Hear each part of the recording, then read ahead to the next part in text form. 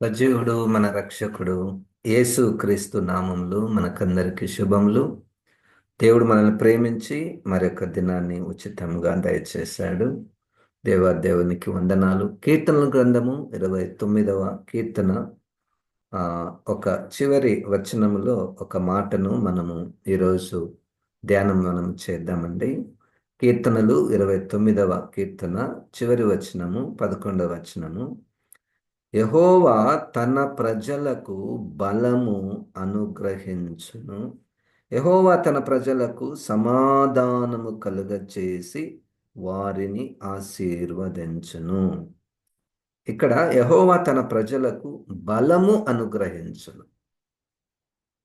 పరిశుద్ధాత్మ దేవుడి ఈ మాటలో ఉన్నటువంటి జీవాన్ని, వెలుగును మనకు ప్రత్యక్షపరచునుగాక. యెహోవా బలము మనకు ఇచ్చుట. దీనిలో అనేక విషయాలు వాక్యపు వెలుగులో మనము ధ్యానం చేయవచ్చు. ఈరోజు 2 విషయాలు మనం చేద్దాము. మొట్టమొదటిది, దేవుడు ఎవరికి బలము అనుగ్రహించును అనే ప్రశ్నకు 2 జవాబులు. ఒకటి, బలహీనమైన వారికి బలము అనుగ్రహించును. రెండవది, బలమైనటువంటి వారికి కూడా తన బలమును అనుగ్రహించును. వాక్యపు వెలుగులో ఇది ఒక గుడ్ న్యూస్, ఇది ఒక వాగ్దానము. దేవుని శక్తి, దేవుని బలము మనకు తప్పకుండా అవసరము. అది ఆశీర్వాదం మాత్రమే కాదు, అది తప్పకుండా దేవుని యొక్క బలము, దేవుని యొక్క శక్తి మనకు అవసరము. దేవుని బలము లేకపోతే ఒక క్రైస్తవునిగా మనము నిలవబడలేము. ఎందుకు అంటే మనల్ని బలహీనపరిచేటటువంటివి అనేకమైనటువంటివి ఉన్నాయి.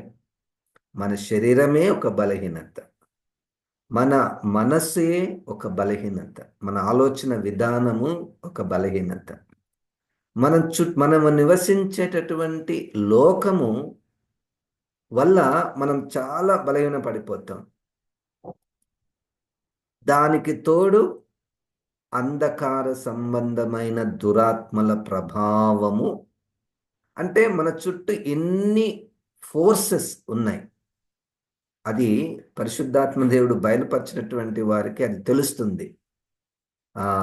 ఇన్ని ఫోర్సెస్ ఉన్నప్పుడు, ఇన్ని ఫోర్సెస్కి తట్టుకొని, ఇన్ని అపవాది బాణాలకు, బలహీనపరిచేటటువంటి వాటికి తట్టుకొని నిలబడాలంటే తప్పకుండా మనకు ఆయన బలము అవసరము.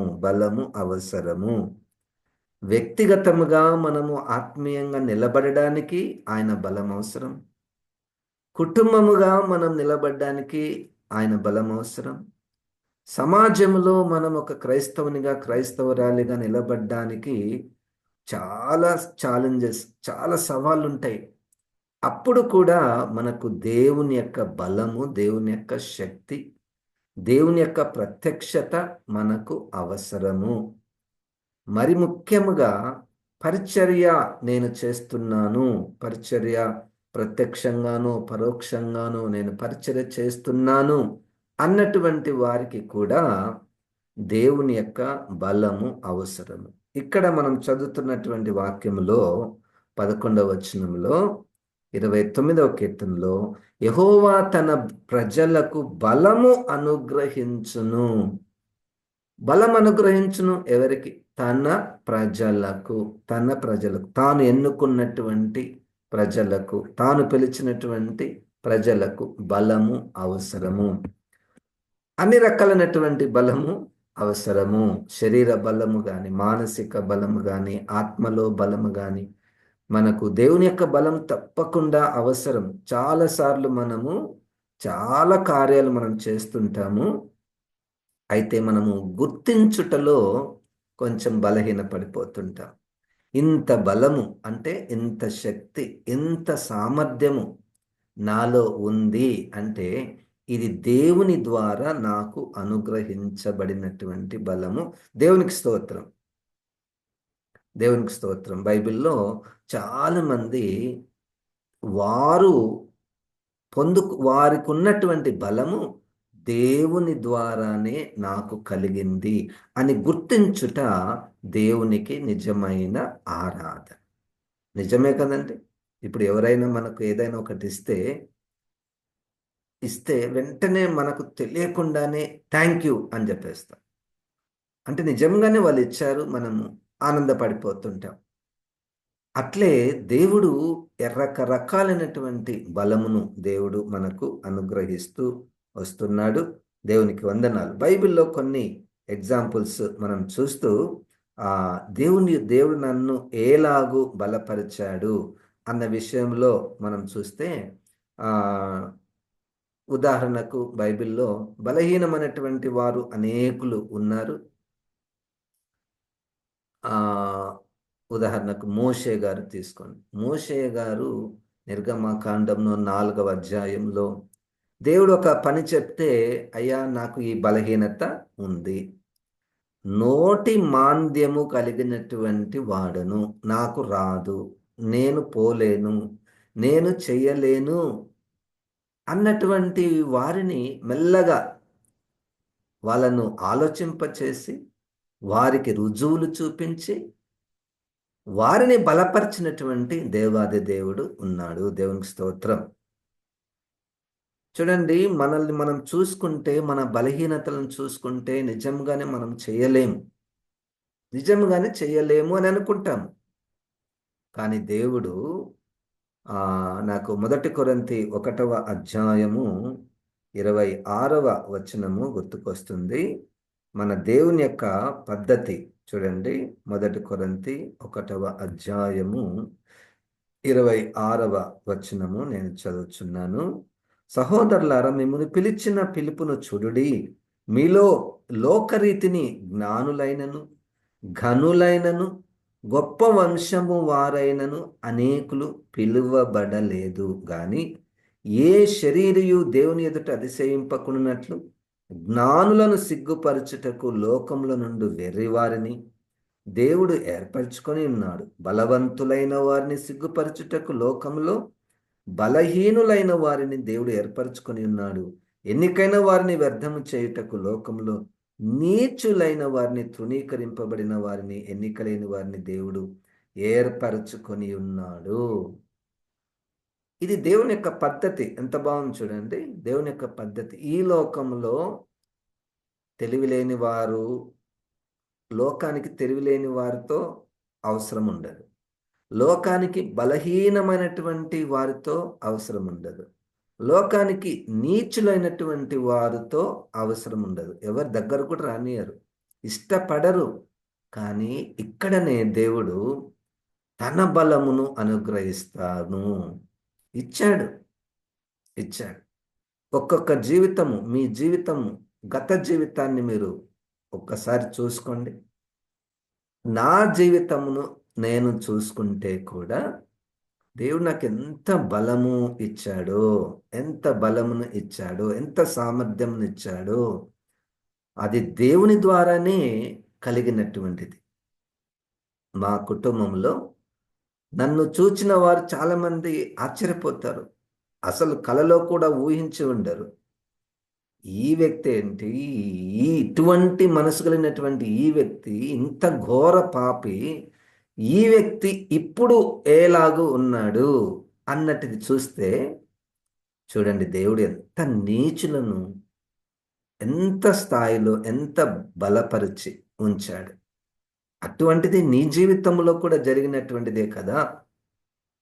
ఇప్పుడు పాఠం ఏంటంటే, మనకు ఉన్న శక్తి, సామర్థ్యములు, తెలివి, జ్ఞానము, బలము అన్నీ కూడా దేవుని ద్వారా కలిగాయని గుర్తించుట, దేవునికి ఎల్లప్పుడూ కృతజ్ఞులై ఉండుట, అది దేవునికి ఇష్టమైనటువంటి కార్యము.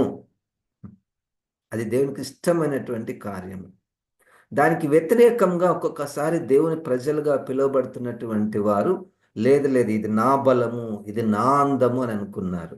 అది యెహెజ్కేలు గ్రంథంలో 16వ అధ్యాయంలో దేవుడు ఎంతగా ప్రేమించి, ఎంతగా ఘనపరిచి, రాణి అగునంతగా ఆ, ఐశ్వర్యం ఇచ్చి, మంచి అందాన్ని ఇస్తే, ఆ అందాన్ని ఆ ఘనతను, ఆ కీర్తిని చెడ్డ పనులు చేయుటకు ఉపయోగించారు ఇశ్రాయేలీలు ఒక సందర్భంలో. చాలా మందికి మంచి తెలివిని దేవుడిస్తాడు, కానీ దాన్ని మిస్యూజ్ చేస్తూ ఉంటారు. వద్దు. ఇప్పుడు అది దేవుడు మనకిచ్చినటువంటి, నేను బలహీననుగా ఉన్నప్పుడు ఆ! నేను నా కుటుంబాన్ని పోషించుకోవడానికి, లేదా ఒక మంచి పౌరునిగా ఉండడానికి, లేదా ఒక మంచి సేవకునిగా ఉండడానికి కావలసిన తెలివి, జ్ఞానము, బుద్ధి, బలము, ఇవన్నీ కూడా దేవుడు మనకు అనుగ్రహించాడు. దేవునికి వందనాలు. ఇంకా ఎవరైనా నేను బలహీనంగా ఉన్నాను అని అనుకుంటే కూడా వారికి వాగ్దానం ఏంటంటే, నేను మీకు బలమును ఇస్తాను.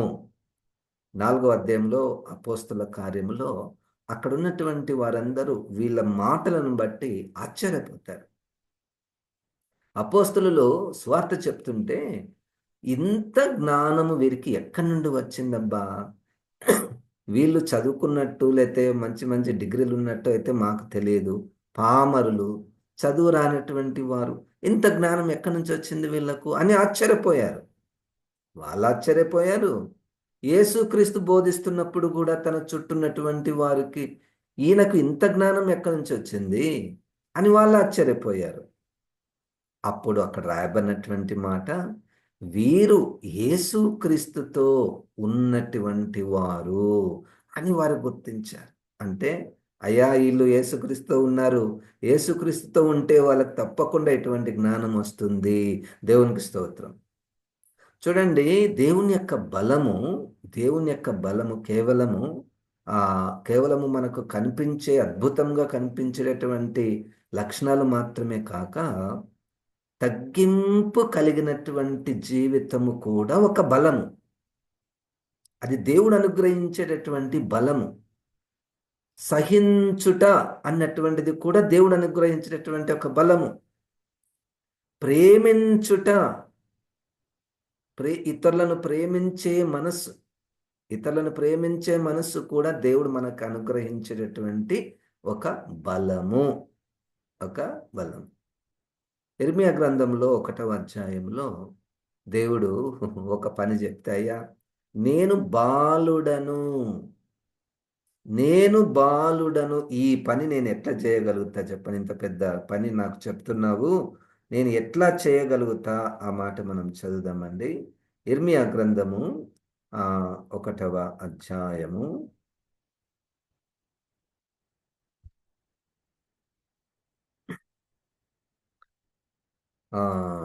ఇర్మియా గ్రంథము 1వ అధ్యాయము దేవుడు అంటాడు, 5వ వచనం 4 నుంచి చదువుతున్నాను. యెహోవా వాక్కు నాకు ప్రత్యక్షమై ఇలాగ సెలవిచ్చెను, గర్భములో నేను నిన్ను రూపింపక మునుపే నిన్ను ఎరిగితిని, నీవు గర్భము నుండి బయలుపడక మునుపే నేను నిన్ను ప్రతిష్ఠించి తిని, జనములకు ప్రవక్తగా నిన్ను నియమించి తిని. అందుకు అయ్యో ప్రభువుకు యెహోవా చిత్తగించుము, నేను బాలుడనే, మాటలాడుటకు నాకు శక్తి చాలదని నేననగా, యెహోవా నాకు ఇలాగ సెలవిచ్చెను, నేను బాలుడని అనవద్దు, నేను నిన్ను పంపు వారందరి యొద్దకు నీవు పోవలను, నీకు ఆజ్ఞాపించిన సంగతులన్నీయు చెప్పవలెను. భయపడకుము, నిన్ను విడిపించుటకు నేను నీకు తోడయున్నాను, ఇదే యెహోవా వాక్కు. బైబిల్లో చాలా మంది నిజంగానే వాళ్ళు బాలురుగా ఉన్నారు. నిజంగానే నోటి మాంద్యం కలిగినటువంటి వారు. ఈరోజు వాగ్దానము ఎవరికి? ఎవరైతే నేను బలహీనుడను, బలహీనురాలును అని అనుకుంటున్నారో వారికి దేవుడు తప్పకుండా తన బలమును అనుగ్రహిస్తాడు, తన శక్తిని అనుగ్రహిస్తాడు. మనము ఇతరులతో పోల్చుకొని, నేను ఈ రంగంలో బలహీనుడను అని పాయింట్ కాదు ఇక్కడ. దేవుడు నీవు, నీ కుటుంబము, సమాజంలో, సంఘములో మంచిగా జీవించడానికి ఎటువంటి బలము, శక్తి, జ్ఞానము అవసరమో అది అనుగ్రహిస్తాడు. దేవునికి స్తోత్రం, హల్లెలూయా. దాన్ని గుర్తించడము మనకు చాలా అవసరము. చాలా అవసరము. కనుక మనము అంటే బలహీనులుగా ఉన్నటువంటి వారు బలము పొందినటువంటి సందర్భాలు మనకు ఎంతగానో మనకు కనపడతాయి. ఇదే మనకు ఆహ్, 11వ అధ్యాయము హెబ్రీలకు రాసినటువంటి పత్రికలో 11వ అధ్యాయము 34వ వచనము ఒకసారి చదువుదామండి. ఈ అధ్యాయము చాలా అద్భుతమైనటువంటి అధ్యాయము. 11వ అధ్యాయము 34వ వచనము.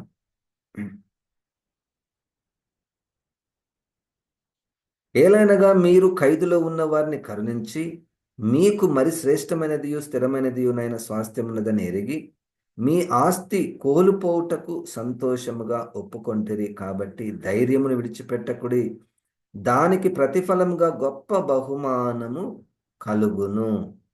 ఆహ్,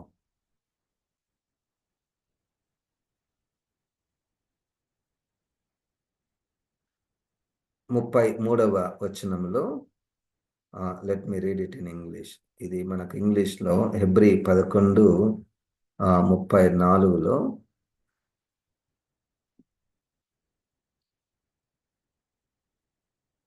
దేవుడు అక్కడ ఉన్నటువంటి విశ్వాసులకు ఎటువంటి బలమును అనుగ్రహిస్తున్నాడో మనము ఈ వాక్యంలో చూడండి. 33, 34 నేను చదువుతున్నాను. By faith these people over three kingdoms ruled with justice and received what God had promised them. They shut the mouths of Lions, quenched the flames of fire, and escaped death by the edge of the sword. Their weakness was turned to strength. They became strong in battle and put whole armies to flight. ఇక్కడ నాకు నచ్చినటువంటి మాట ఏంటంటే their weakness turn to strength. ఇక్కడ 11వ అధ్యాయంలో ఉన్నటువంటి వారందరూ కూడా వాళ్ళ జీవితాలు చాలా వీక్, చాలా బలహీనంగా ఉన్నటువంటి వారు. ఆ బలహీనులు ఆ బలహీనత వాళ్ళకు బలముగా మారిపోయింది. ప్రారంభం నుండి మనం గమనిస్తే హేబేలు చాలా బలహీనుడు. హేబేలు కుటుంబంలో చాలా బలహీనుడు, మెతక. కానీ ఇప్పుడు ఆయన సజీవుడిగా ఉంచి విశ్వాసంతో మనతో మాట్లాడుచున్నాడు. ఇదే 11వ అధ్యాయంలో అబ్రాహాం గారు, శారా గారి గురించి మాట్లాడితే వాళ్ళ శరీరములు ఉడిగిపోయెను. ఇంత ముసలి వారు వాళ్ళు ఏం చేస్తారు కదండి. చాలాసార్లు మనం ముసలోళ్ళని చూసి చాలా బలహీనలు అనుకుంటాం. చూడండి 2వ అధ్యాయంలో అపోస్తుల కార్యములలో అంత్య దినములలో దేవుడు వృద్ధుల మీద తన ఆత్మను కుమ్మరిస్తాడు. ఈ విషయాన్ని మనకు గుర్తుపెట్టుకోవాలి. కళల ద్వారా, దర్శనాల ద్వారా వృద్ధులు బలంగా ఉంటారు. దేవునికి స్తోత్రం. బలం అంటేనే మనం చాలాసార్లు శరీర బలమునకే మనం ఆలోచన కలిగి ఉంటాము. మైండ్‌లో చాలా మంది చాలా బలంగా ఉంటారు. దేవునికి స్తోత్రం. శరీరానికి చాలా బలహీనంగా ఉంటారు. కానీ వారి ఆలోచన, వాళ్ళ మాటలు, వాళ్ళ జ్ఞానము చాలా బలంగా ఉంటుంది. కొంతమంది వృద్ధులు ఉంటారు, ఎంత ఆత్మీయంగా ఉంటారో వారితో కూర్చుంటే వారితో కూర్చుంటే కూర్చున్నటువంటి వారు నిజంగా చాలా విషయాల్లో బలపడిపోతారు. దేవునికి స్తోత్రం. చాలా మీరొకసారి పరీక్ష చేయొచ్చు. వృద్ధుల దగ్గర మనము కూర్చున్నట ద్వారా కొంతమంది వృద్ధుల దగ్గర దేవుడిచ్చినటువంటి బలము వారికి ఉంటుంది. కనుక ఈరోజు బలహీనముగా ఎవరైనా అనుకుంటుంటే ఈరోజు వారికి ఒక వాగ్దానం ఏంటంటే ఆ దేవుడు నా బలమును వారికి అనుగ్రహిస్తాను. ఇప్పుడు బలంగా ఉన్నటువంటి వారు కొంతమంది మేము చాలా బలవంతులం, మాకేం తక్కువైంది అన్నటువంటి వారు తర్వాత అమ్మ అది కాదు బలము, దేవుడు అనుగ్రహించు బలమే నిజమైనటువంటి బలం అని గుర్తించినటువంటి వారు చాలా మంది ఉన్నారు. ఎజ్రా గ్రంథం 1వ అధ్యాయంలో అన్యరాజు కోరేషు రాజు అంటున్నాడు, అయ్యా నేను రాజు, నేను బబులోనిల మీద యుద్ధం చేశాను, నేను జయించాను, అనేక రాజ్యములు నా దగ్గర ఉన్నాయి, కానీ ఈ రాజ్యాలన్నీ దేవుడే నాకు అనుగ్రహించాడు అని గుర్తుపట్టాడు ఆయన. చూడండి, అతిశయము, ఇది నా బలము అనకుండా ఇది ఆయన బలం, ఆయన నాకు అనుగ్రహించినటువంటి కృప, ఆయన నాకు అనుగ్రహించినటువంటి కృప. బైబిల్ ఒక భయంకరమైనటువంటి, అంటే చాలా మనల్ని ఆ, భయపెట్టేటటువంటి మాట ఒకటి ఉన్నది. అదేంటంటే, నరుడు తన బలము మీద, ఆ, వాళ్ళ వాళ్ళ బలము మీద ఆధారపడేవారు శాపగ్రస్తులు. గుర్రముల నరులాందరి బలమునానందించడు. ఎవరైనా తమ గుర్రములను బట్టి, రథములను బట్టి, మాకున్నటువంటి సైన్యమును బట్టి ఎవరైనా అతిశయపడుతుంటే వారి యందు నేను ఆనందించను. కృప కొరకు వేడుకొను వారి యందు ఆయన ఆనందించును. దేవునికి స్తోత్రం. ఎవరికైనా బలం ఉంది, ఒక ఘనత ఉంది, ఒక కీర్తి ఉంది, ఒక పేరు ఉంది అంటే దేవుడు అనుగ్రహించినటువంటిదే అని మనం గుర్తించాలి. పౌలు గారు ఎంత బలవంతుడండి! భౌతికంగా ఎంత బలవంతుడు! తన మతములో ఎంత నిష్ట కలిగినటువంటి బలము, భక్తి కలిగినటువంటి వాడు. ఆయన అంటాడు, 3వ అధ్యాయము 5వ వాక్యము, 2వ కొరింథీయులకు రాసినటువంటి పత్రికలో 3వ అధ్యాయము 5వ వచనంలో, మా వలన ఏదైనా అయినట్లుగా ఆలోచించుటకు మా ఎంతట మేమే సమర్థులమని కాదు, మా సామర్థ్యము దేవుని వలననే కలిగి ఉన్నది. మా సామర్థ్యము దేవుని వలననే కలిగి ఉన్నది. ఇది గుర్తించుట పరిశుద్ధాత్మ దేవుడు మనకు సాయం చేస్తేనే మనం గుర్తిస్తాం. దేవునికి స్తోత్రం. మనలో ఏదైనా మంచి ఉందంటే, గొప్పతనం ఉందంటే అది దేవుడు మనకు అనుగ్రహించినదే. దేవుడు మనకు అనుగ్రహించినదే అని మనం గుర్తించుటనే ఆరాధన. దేవునికి స్తోత్రం. అప్పుడు గుర్తిస్తే ఏమవుతుంది తెలుసా అండి? మనకు ఆటోమేటిక్గా మనం వెనుకుంటాం, దేవుడు ముందుంటాడు. మనం వెనుకుంటాం, దేవుడు ముందుంటాడు. యోహాను సువార్తలో 3:12లో నాకు చాలా ఇష్టమైనటువంటి మాట. అది నన్ను అనేక విషయములలో నాకు మారు మనసును ఇచ్చినటువంటి మాట. అపోస్తల కార్యములు 3:12, యోహాను కాదు, అపోస్తల కార్యములు 3వ అధ్యాయము. పేతురు దీనిని చూచి ప్రజలతో ఇట్లా, నేను ఇశ్రాయేలీయులారా, మీరు వీని విషయమై ఎందుకు ఆశ్చర్యపడుచున్నారు? మా సొంత శక్తి చేతనైనను భక్తి చేతనైనను నడువను, వీనికి బలమిచ్చినట్టుగా మీరెందుకు మా తట్టు తేరి చూచుచున్నారు? ఈ వ్యక్తి స్వస్థపరచబడ్డాడు. ఎట్లా? ఎవరు స్వస్థపరిచారు సార్? ఈ వ్యక్తిని ఎవరు స్వస్థపరిచారంటే అందరూ పేతురు గారంట. నో, పేతురు గారు నేనేంది స్వస్థపరిచేది అన్నయ్య? యేసుక్రీస్తు ఆ వ్యక్తిని స్వస్థపరిచాడు. ఇంకొక మాట చెప్పనియండి, ఏ సేవకుల ద్వారానైనా ఏదైనా గొప్ప కార్యం జరిగిందంటే అది దేవుని ద్వారా జరిగింది. దేవునికి మహిమ రావాలి. దేవుడే ఆ గొప్ప కార్యములకు కారకము. అది మేమేదో గొప్ప కార్యం చేసినటువంటిది కాదు. పాస్టర్ గారు భలే చెప్తాడు, భలే చేస్తాడు, భలే పాటలు పాడతాడు, ఇవి మావి కాదు. ఇంకొక సేవకుడు భలే స్వస్థపరుస్తాడు, భలే భాషల్లో మాట్లాడతారు, అది వాళ్ళది కాదు. దేవుని దయ అది. వాక్యమే కదా మనం వినేది. కనుక మా దగ్గరికి ఎందుకు వస్తున్నారు? మేమేదో గొప్పతనం, గొప్ప కార్యం చేసినట్టు మా దగ్గరికి ఎందుకు వస్తున్నారు? మమ్మల్ని ఎందుకు తేరి చూస్తున్నారు? ఇది దేవుని కార్యం, దేవుడు అనుగ్రహించినటువంటి బలము. ఎవరికైనా దేవుడు అనుగ్రహించేటటువంటి బలము.